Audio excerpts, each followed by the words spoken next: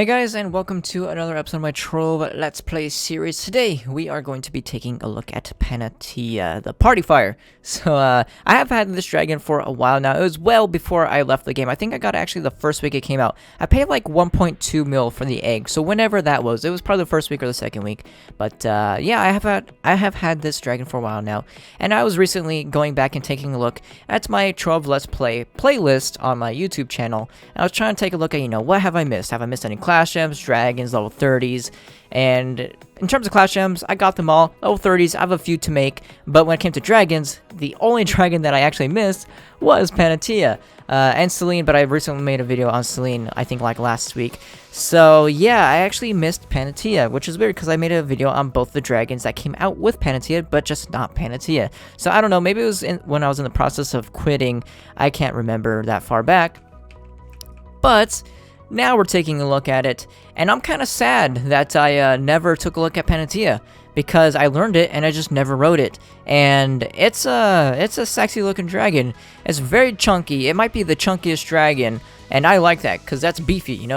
It's a beefy dragon, and I really like that. Even though it's made out of confetti, it doesn't matter. It's still a beefy freaking dragon. I think it has like the largest head of any dragon. I don't know. I don't have all the dragons side by side to compare. But besides that, so it's a beefy dragon. It's a, like I said in the last, or not the last video, but the last time I showed off a dragon. I like the dragons that are beefy. If manly were a word for dragon, it'd be dragonly. I like those dragons that are really big. Feel impactful and stuff like that. And I feel like this dragon is that style. But also, it's VFX. Like, look at these VFX. It's that the swirly confetti into that huge explosion. Again, don't have all the dragons side by side, but I believe that is the biggest explosion of any dragon. If you're anywhere near your explosion, not even near, you don't have to be exactly near, and it just covers your entire screen. Just look at, I'm not that far away, and it barely missed the top of my screen. There, it hit the top of my screen. It's a huge explosion. So I'm pretty sad that I missed out on this dragon. Well, I didn't miss out on it. I just never wrote it. So I could never, give it credit to the dragon. It deserves this credit, man. It's a sexy dragon in my opinion. It's got nice visual effects, and its stats are decent as well. It might even be one of the best dragons for a gunslinger. I don't know. I'm not gonna take a look at all the badges and all the legendary dragons, but 7% attack speed and 250 magic damage. Those are your two top stats as a gunslinger. Obviously, you're getting your critical hit and your critical damage from your gems. So when it comes to dragons, yeah, that's the best you can get. I think 7% attack speed is way better than 10% critical hit, or critical damage, I mean. So, probably the best dragon for a gunslinger, too. So, if you're playing gunslinger, definitely get this dragon. It is well worth it. Obviously, you want all dragons, but if you're gonna, prioritize, which I might make a video on, because I get that question all the time, which dragons should I go for first? Now that there's a lot of dragons. Back in the day, it didn't matter because dragons were pretty new, and that video never crossed my mind, because there's, just get the 3 dragons that exist. But now there's 30 dragons almost, so I might make a video on that. I need to remember, I need to write it down, if you're playing a magic class, go with this class, or this priority of dragons. If you're playing a physical class, go with this priority of dragons. I'll probably be doing that, because that's a pretty easy video to make. I only need to look at the dragon stats and be like, okay, this one has more physical damage than this one, so go with this one. So that can be an easy-ish guide to make while I'm in the process of playing the Neo, which I'll be getting into in a minute here. But yeah, besides the dragon, I'm also on the Shadow Hunter. I also, again, taking a look back the Let's Play series so far. Whenever I made a video on a dragon, I was always on the Neon Ninja. Obviously, that was my main, and I love the Neon Ninja to death, so you can expect that I would play the Neon Ninja. But the bad part was, every single time I would make a video on a dragon, even so recently as the Primordial Dragons that I just got, I was never writing them because the Neon Ninja doesn't use mounts, because it's faster than mounts. It's almost twice as fast as a mount. So I realized, hey, maybe I should not play the Neon Ninja because he doesn't even ride mounts. So why would I show off a mount on a class that doesn't use mounts? So I'm going to switch up the classes. It's also nice to take a break. I've been playing the Neon Ninja exclusively for so long now. I feel like it might have been, but I feel like it's been, oh god, I almost died. I feel like it's been almost a year, if not, it has been a year, since I've been maining the Neon Ninja. And it's always nice to take a break. Like I said, it's my favorite class in the game. I feel like nothing can even compare to its design, like the depth of its design. I mean, it's Trove, but even if it's Trove, like, oh yeah, it's a casual game, there's still depth is still a thing. And I feel like the Neon Ninja has the most depth, and also it's the most powerful for farming dungeons. It's just all around an amazing class. But even then, you could only play it. I mean, I've clocked maybe 1,000, 2,000 hours. I know I've clocked 1,000 hours, but maybe close to 2,000 hours on the Neon Ninja. So, you know, when you clock that many hours, it's always nice to take a break. Shadowhunter is an amazing class to take a break from with the Neon Ninja. I feel like the Shadowhunter and the Pirate Captain, if you main the Neon Ninja, Shadowhunter and the Pirate Captain are the best polar opposites of the class to just take a break. You know, you're super fast paced and, you know, going everywhere as a Neon Ninja, and then you play the Shadowhunter and you're like, you know, taking your time, chilling back, shooting things. You know, you're still kind of hectic with the fast attack speed, but even then you're just, you know, sitting one spot, just chilling. You know, I'm doing the lawnmower right now. That's what I'm doing right now. I'm being a lawnmower and I'm killing everything. So, you know, it's a nice class to take a break from. Also, you know, I haven't showed off its PR in a long time. Almost 20k PR with it, you know. And all good gems too. The Shadowhunter has my Neon Ninja's like trash gems. So they're all critical hit, critical damage, and physical damage, and they all have critical damage rolls in terms of like their level 5, 15, and 5, 10, and 15 rolls. So they're amazing gems, but their PR just doesn't make the cut for my Neon Ninja. My Neon Ninja has these amazing gems, but they're all 1.5k to 1.6k. These are all 1.4k and above. This being my worst gem right here. This is all critical hit, I think. Or no, it's 2 critical hits and 1 physical damage. And the rest are all critical damage, I believe. So, like this one, 156% critical damage. It's an amazing gem, but it got the bad PR rolls, which means its stats aren't as high as my Neon Ninjas. So it's still a very well put together class. You know, I'm doing like what 4.4 mil a sec or every shot. So it's not bad stats or anything. It's just, you know, I don't do that. I have not yet gone the whole total PR route, which everyone else, like, if you see a 21k PR person, I'm not trying to trash talk them or anything, but if you see someone that's 21,000 PR, 99% or even 20k PR, 99% of the time they do not have any good stats. Like it's Tron's fault. Tron promoted this. I call it toxic gameplay. It's not being toxic. They're just playing the game the way that Tron are promoting it. It's Tron's fault that they're doing this with the total PR leaderboard, where you need 250 total PR. There's no way you can get 250k total PR and still have perfect gems on every single class. That's just impossible. So, you know, in that sense, everyone that has like 21k PR, it's all like health regen and stuff. It's so sad. I don't want to see the game go that route, but it already has, and it did it while it's gone. So yeah, if I have like a 20k PR class, it's for the most part all perfect stats. Actually, it is all perfect stats because I haven't gone that route yet. I might go that route. I don't know. I still need to get the 250k PR. I'm above. I have 4 daily Diamond Dragonites, but I could get that 5th one, and that 5th one is still very good to get. So I might eventually, maybe with the new patch, I might do that just with perfect gems. If they add enough total PR or PR to my classes alone that I have 20k. I have like 5 classes that are 20k right now.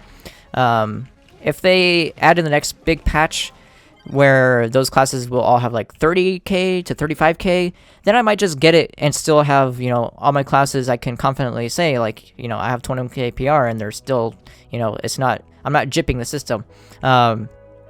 So yeah, I don't know why I went on a rant, a rant right there. I'm sad that that's the way that the game went, I guess.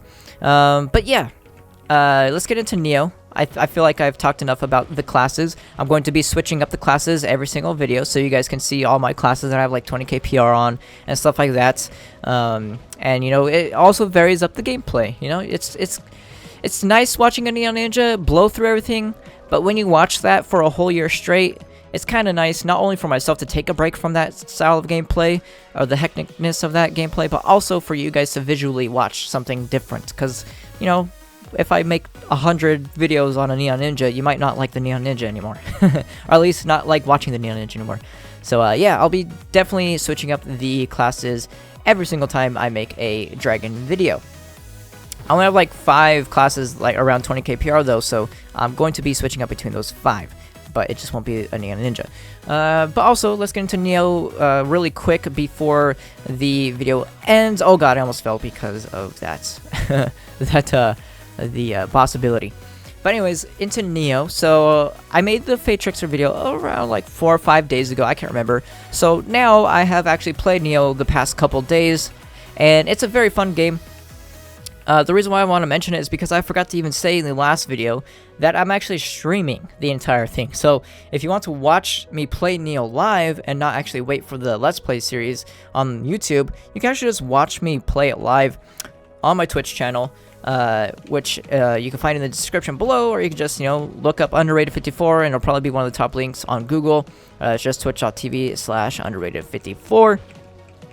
And yeah, I stream the entire thing. Whenever I make a gameplay series, or a Let's Play series, I mean, on my YouTube channel, like the Resident Evil one, I always stream it, because it saves me disk space. Like, I have like 3 terabytes of videos, so anytime I can stream a game, and, just upload it from Twitch, it saves me so much disk space. Like, Neo playthrough would be a terabyte of disk space, because it's, I would say I'll probably put around 100 hours into it, if not more, and when you upload in 1080p, that would be a lot of disk space.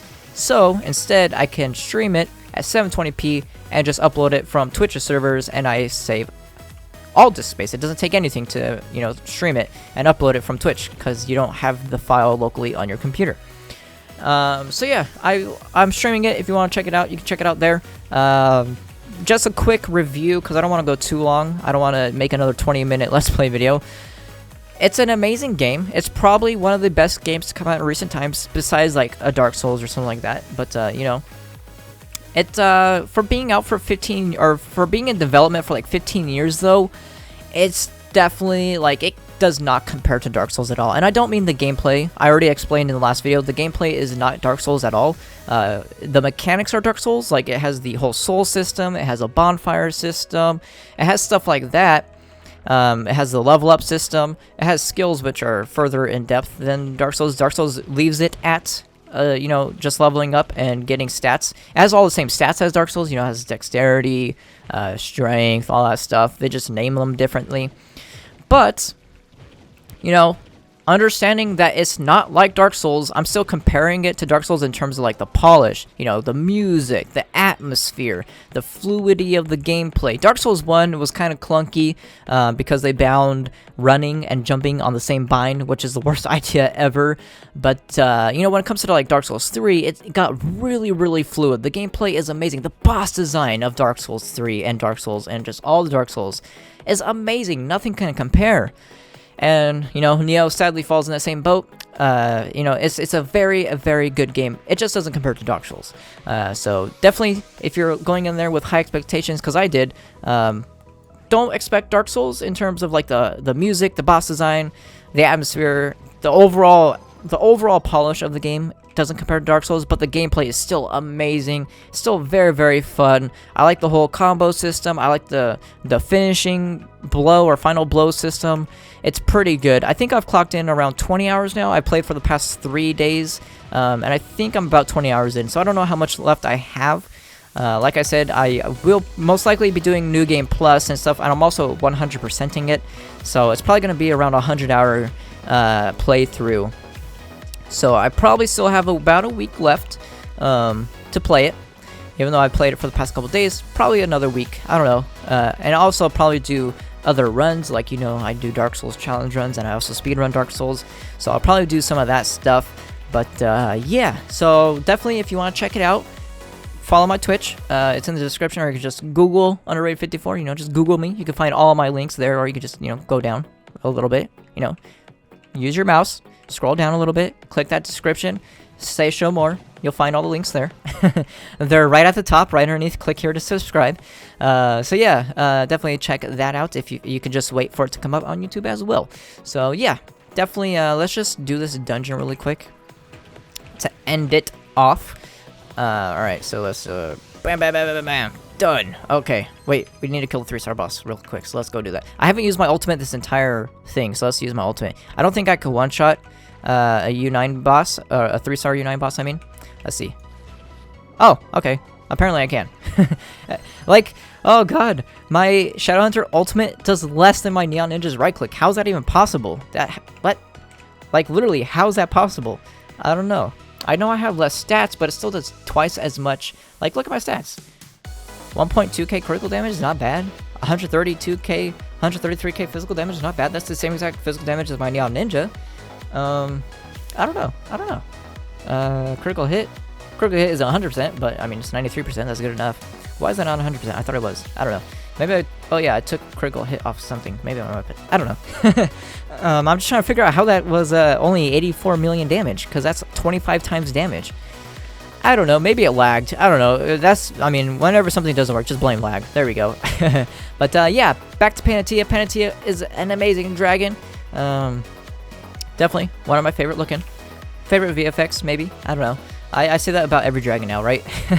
Eventually, I'll come to the conclusion. Also, like I said, I need to remember to write down a video where I will be going over the priority of dragons. So I'll be doing that soon-ish, maybe during the week of Neo. I don't know. But yeah, that is going to be it for this video. I hope you guys enjoyed it, and I will see you guys next time.